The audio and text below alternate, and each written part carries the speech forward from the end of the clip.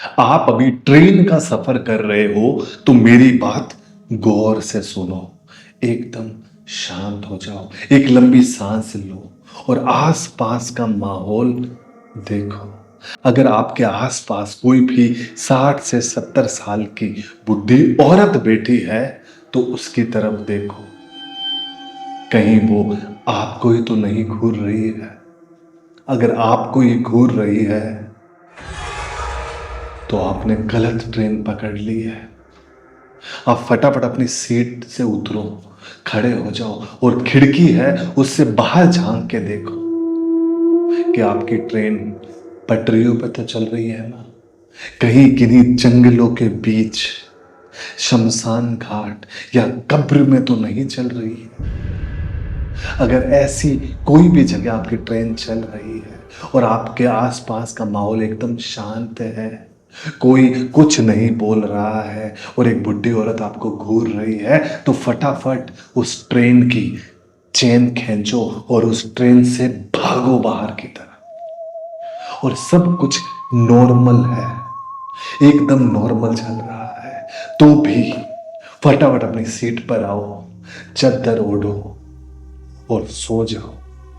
क्योंकि हो सकता है थोड़ी देर बाद आपको यह सब एहसास होने लगे जो मैं भूल रहा हूं। क्योंकि ऐसा ही कुछ दीपक और रिया के साथ हुआ था। सुनना चाहोगे एक सच्ची कहानी?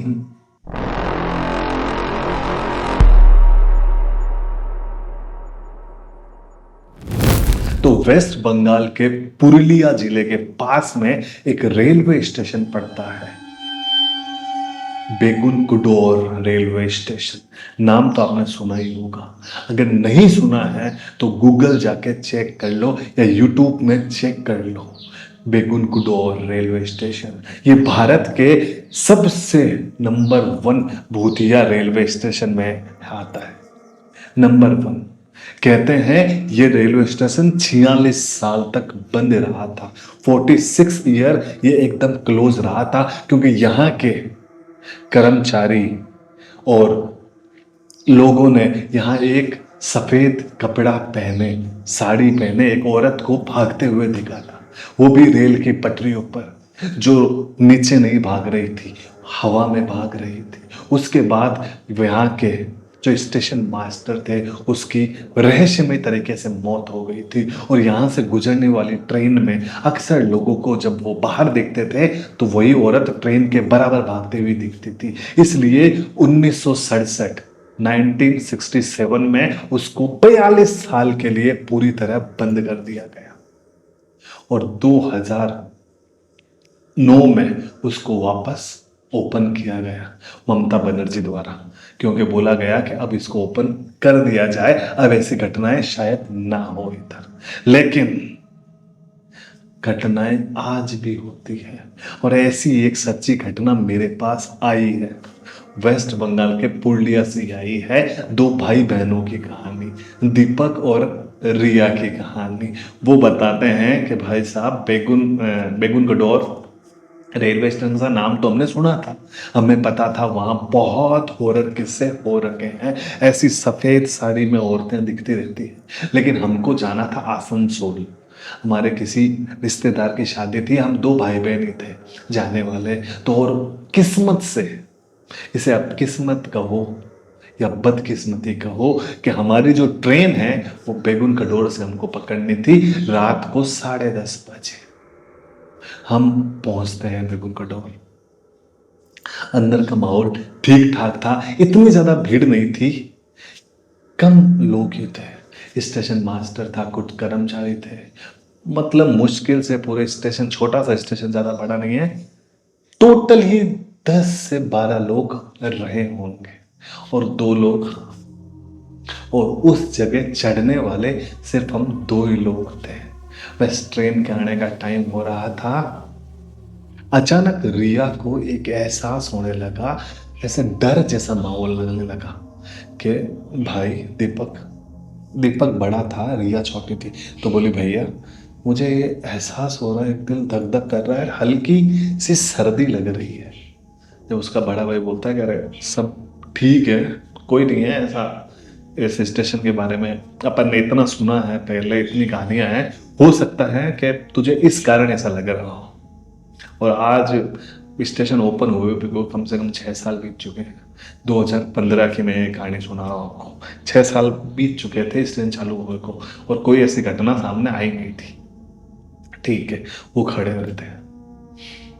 रिया को बार बार ऐसे एहसास हो रहा था कि भाई कभी इधर से मुझे कोई दिख रहा है, कभी इधर मुझे कोई दिख रहा है, कभी कोई ट्रेन जाती हुई दिख रही है, ट्रेन आती हुई दिख रही है, लेकिन दीपक जो उसका बड़ा भाई था उसको कोई चीज का एहसास नहीं हो रहा था।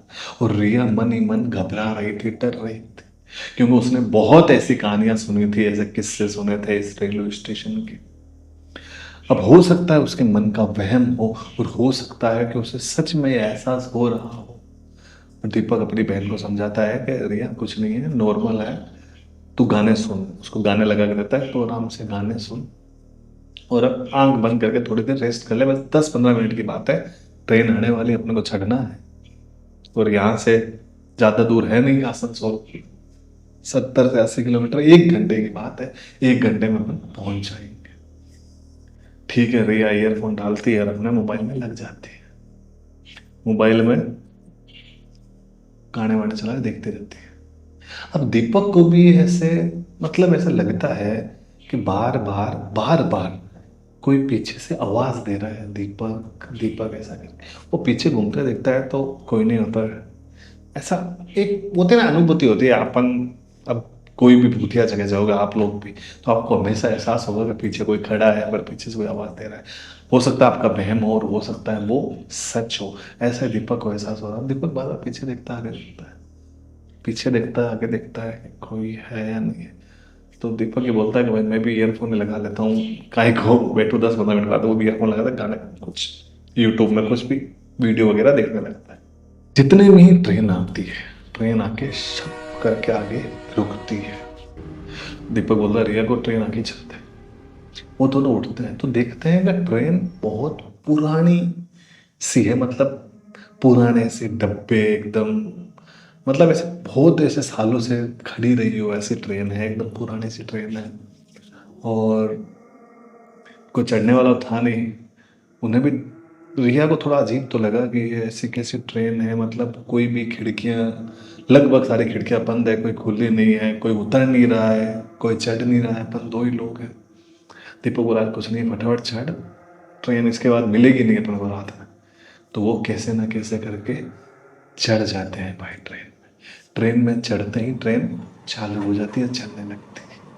वो लोग अपने डब्बे की तरफ आते हैं। स्लीपर कोच में टिकट थी उनकी, कोई एसी वैसी नहीं थी, क्योंकि वहाँ ऐसे लोकल ही गाड़ियाँ चलती है, तो एज लाइक ऐसा कोई एसी वैसी वाली बड़ी ट्रेन चलती, स्लीपर में ही थी। तो वो धीरे धीरे अपनी सीट की तरफ बढ़ रहे थे, धीरे धीरे अपनी सीट की तरफ बढ़ रहे थे। तो उन दोनों को ऐसा एहसास हो रहा था कि इस पूरे डब्बे में लगभग 15-20 लोग होंगे, 15-20 लोग रहे होंगे। ये एकदम शांत है, एकदम चुप बैठे हैं, कोई आवाज नहीं कर रहा है, ना कोई मोबाइल चला रहा है, ना कोई आपस में बात कर रहा है, एकदम शांत अपनी जगह पर बैठे हैं।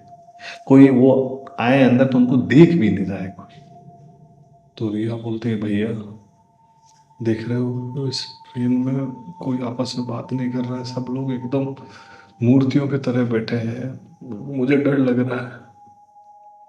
दीपक बोलता है कि डर मत, ये स्टेशन ही ऐसा भूतिया है, तो लोग ऐसे डरते हैं इस स्टेशन में, इधर उधर नहीं देखते हैं, खिड़कियां बंद कर देते हैं और बोलते चालते नहीं है। इस स्टेशन गुजर जाएंगे, सब लोग बात करने लगेंगे, बोलने लगेंगे, और सब सही हो जाएगा। अभी सब लोगों ने कहानी सुनी है, तो इस स्टेशन पर लोग कुछ नहीं बोलते हैं और खिड़कियां बंद रखते हैं, किधर देखते नहीं है।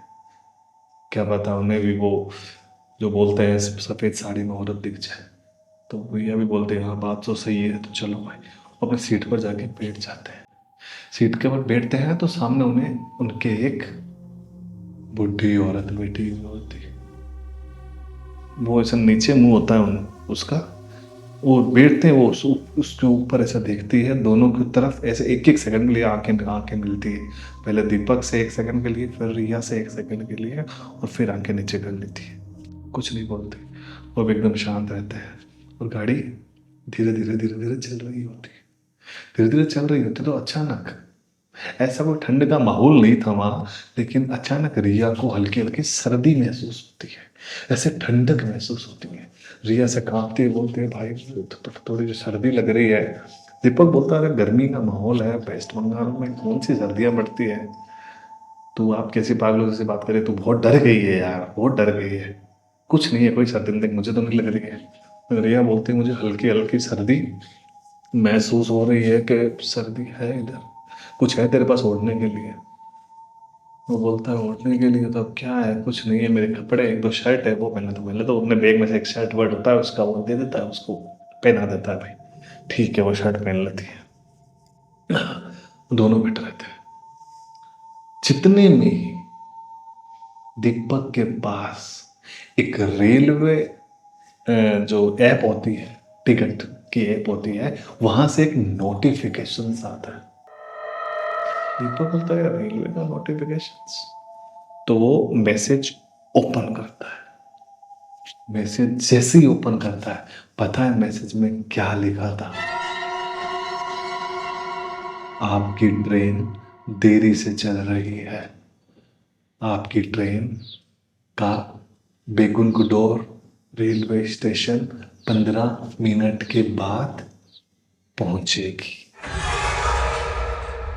आप सोचो, आप वो ट्रेन में बैठ चुके हो, लेकिन उसी ट्रेन का आपके पास मैसेज आता है कि आपकी ट्रेन ऑलरेडी लेट चल रही है। वो तो अभी का टाइम से 15 मिनट बाद उस स्टेशन पहुंची थी। तो फिर आप कौन सी ट्रेन में बैठे हो? दीपक के पैर थड़थड़ाने लगते हैं, शरीर कांपने लगता है, हाथ धूझने लगते हैं।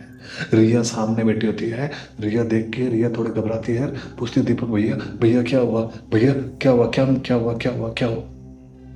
दीपक उसे अपना मोबाइल दिखाता है।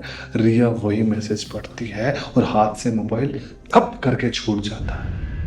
मैं हाथ से जैसे मोबाइल छूटता है, वो औरत एकदम उनके सामने दिखती है। अब औरत इधर बैठी है, वो दोनों सामने आ चुके हैं। जैसे उनकी तरफ देखती है, वो औरत हल्की सी मुस्कान देती है, एकदम हल्की सी मुस्कुराहट।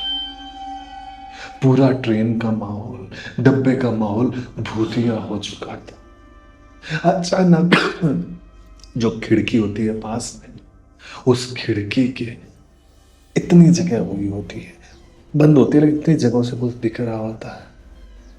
वो बुढ़ी औरत ऐसे उधर की तरफ देखती है, खिड़की की तरफ, तो वो डरे डरे भी खिड़की की तरफ देखते हैं, और वो देखते हैं कि ये ट्रेन ट्रैक पे नहीं चल रही है, पटरियों पे नहीं चल रही है, ये ट्रेन तो किसी जंगल के बीच में चल रही है, आसपास सिर्फ पेड़ ही पेड़।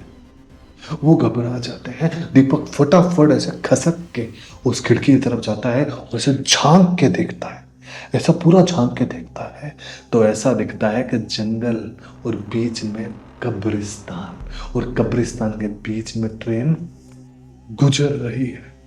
वो एकदम घबरा जाता है, फटाफट उठता है, अपनी रिया जो बहन होती है उसका हाथ पकड़ता है और पीछे के साथ दूसरे डब्बे में भागने की कोशिश करता है। दूसरे डब्बे में भागने की कोशिश करता है और दूसरे डब्बे में जाता है। दूसरे डब्बे में जैसे ही जाता है, सामने दूसरे डब्बे में एंट्री मारते ही सामने, जस्ट सामने, वही औरत जिसके बारे में 47 साल पहले जो बात हुई थी, जिस औरत के कारण 47 साल ये रेलवे स्टेशन बंद रहा था, वही लिबास में एक वाइट साड़ी पहनी औरत एकदम सामने खड़ी होती है, बाल पूरे आगे। ये देखकर रिया एकदम चक्कर में ऐसे सीधे अपने भाई की ऐसे यहाँ पे आके गिरती है, और वो देखता है, घबरा जाता है, उसको ऐसे हिलाता है, लेकिन सामने वो औरत है जो धीरे धीरे पास आ रही है। अब वो रिया को हाथ में ऐसे, कैसे समझाऊं, ऐसे गले पे हाथ रख के ऐसा उठाते हुए थोड़ा थोड़ा हवा में ले जाता हुआ पीछे के साइड वापस भागता है जहां वो बैठे थे। पीछे की साइड वापस भागता है और अपनी सीट पे जाके बैठ जाता है। लेकिन इस बार उस सीट पे वो बुढ़ी औरत नहीं बैठी थी। वो सीट पे बैठता है और पानी होता है, पानी उसके मुंह में डालता है, रिया को उठाता है, रिया को उठाता है और रिया उठते ही जोर से चिल्लाती है, एकदम जोर से चिल्लाती है और मतलब ऐसे बैठे होते हैं, उस तरफ जो खिड़की होती है वहां से टकराती है और ऐसे पीछे इशारा करती है, जस्ट अपने भैया के पीछे, दीपक के जस्ट पीछे इशारा करती है। दीपक धीरे धीरे डरता हुआ पीछे देखता है, लेकिन पीछे कोई नहीं होता। लेकिन रिया लगातार वही इशारा कर रही है कि वो औरत तेरे पीछे बैठी है, वो औरत तेरे पीछे बैठी है, चिल्ला रही होती है। वो दिखता है उसके पीछे कोई नहीं होता है, उसको कुछ समझ में नहीं आता कि वो क्या करे। जितने में ही दीपक का पैर उसकी सीट के नीचे से कोई जकड़ लेता है और दीपक अपना पैर छुड़ा लगता है और नीचे गिरता है। रिया चिल्ला रही होती है, चिल्लाते चिल्लाते उसके ऊपर एक चैन निकलती है जिससे गाड़ी रुकती है। वो तो घबराहट के मारे उस चैन को खींच देती है और वो जैसे ही चैन को खींचती है ट्रेन छप करके रुकती है और रिया एकदम झटके से ऐसे होती है और वो अपने आप को देखती है कि वो अभी तक बैकुंठ कटोर रेलवे स्टेशन पे ही बैठी है और अपने भाई को देखती है और उसका भाई उसके तरफ देखता है और दोनों एक दूसरे के गले लगते हैं और देखता है कि अपन इस रेलवे स्टेशन में कैसे बैठे। तो दीपक बोलता है, रेलवे स्टेशन? अपन तो रेलवे स्टेशन में बैठे थे, तू कब से बड़बड़ा रही है, अजीबोगरीब हरकतें कर रही है, बचाओ बचाओ ऐसा आंख बंद करके चिल्ला रही है, मैं तुझे कब से उठाने की कोशिश कर रहा हूँ और फाइनली तू उठी है। अभी क्या हो गया तेरे को, क्या सपना देख लिया? वो बोले, सपना नहीं था, सच था। ट्रेन आई थी, रुकी थी, अंदर चढ़े थे, मुझे नहीं जाना। वो सीधा अपने भैया को बोलती है, मुझे नहीं जाना, मुझे घर लेके चलो, मुझे कोई शादी में नहीं जाना, मुझे घर लेके चलो। दीपक बोलता है, अरे गाड़ी आने वाले 5 मिनट में, शादी में जाना है कि नहीं जाना है? वो दोनों वहां से सीधा वापस भागते भागते अपने घर पहुंचते हैं और घर जाके गेट वेट बंद करके सो जाते हैं। सो तो क्या जाते हैं, जाग रहे होते हैं। उसके मम्मी पापा भी उठते हैं, दादा दादी होते हैं, वो भी उठते हैं, बोलते हैं, गई क्यों नहीं, क्या हो गया, शादी में जा रहे थे दोनों? तो वो पूरा किस्सा उनको सुनाती है और बोलती है, मैं नहीं जाऊंगी उस ट्रेन के स्टेशन, मैं नहीं जाऊंगी। और ये कहानी भेजने वाला कोई और नहीं, दीपक ही है। दीपक ने ये कहानी बताई है कि मेरी बहन, छोटी बहन के साथ ये सब सीन हुआ भैया। तो वाकई में ये कोई मिथ नहीं है, ये कोई अफवाह नहीं है कि बैकुंठ कटोर रेलवे स्टेशन पर भूत दिखते हैं। रियल में एक्सपीरियंस भी होता है। वहाँ ट्रेनें जरूर जाती हैं, लेकिन वहाँ से चढ़ते बहुत कम लोग हैं। लोग बहुत कम वहाँ पर ट्रेन पकड़ते हैं या उतरते हैं। लोग आगे पीछे का स्टेशन होता है वहीं उतरते हैं। तो ये थी कहानी आज की जो मैंने आपको सुनाई। आई होप आपको पसंद आई होगी, थोड़ा सा डर भी लगा होगा, मुझे भी डर लगा था ये सुनते हुए, लेकिन ऐसी घटनाएं होती है। अब आपके पास कोई भी कहानी है तो प्लीज़ मेरे डिस्क्रिप्शन में मेल एड्रेस है, उसमें मुझे भेज दीजिए और प्लीज़ इस चैनल को सब्सक्राइब कर दीजिए। और जो लोग अभी ट्रेन में सफ़र कर रहे हैं वो प्लीज़ कमेंट मार के बताएं कि उनके आस पड़ोस में कोई बुढ़ी औरत तो नहीं बैठी है और ट्रेन पटरियों पे तो चल रही है ना। अपना एक्सपीरियंस जरूर मुझे कमेंट करें। मैं मिलूंगा एक ऐसी ही सच्ची घटना के साथ कल रात को 9 बजे।